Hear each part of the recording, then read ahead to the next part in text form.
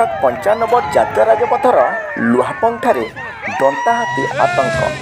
ସମ୍ବଲପୁର ଜିଲ୍ଲା ରେଢ଼ାଖୋଲ ଦେଇ ଯାଇଥିବା ସମ୍ବଲପୁର କଟକ 95 ଜାତୀୟ ରାଜପଥର ଲୁହାପଙ୍ଗଠାରେ ଗୁରୁବାର ଅପରାହ୍ନରେ ଦନ୍ତା ହାତୀ ଆତଙ୍କ ଦେଖିବାକୁ ମିଳିଥିଲା। ତେବେ ହାତୀଟି ଜାତୀୟ ରାଜପଥର ଅତିକ୍ରମ କଲା ସମୟରେ ରାସ୍ତାର ଉଭୟ ପାର୍ଶ୍ୱରେ ଶହ ଶହ ଗାଡ଼ି ମଟର ଅଟକି ରହିଥିବା ବେଳେ ଶହ ଶହ ଲୋକ ମଧ୍ୟ ହାତୀକୁ ଦେଖିବା ପାଇଁ ଭିଡ଼ ଜମାଇଥିଲେ। ତେବେ ପରେ ହାତୀଟି ଜଙ୍ଗଲ ଭିତରକୁ ଚାଲିଯାଇଥିଲା।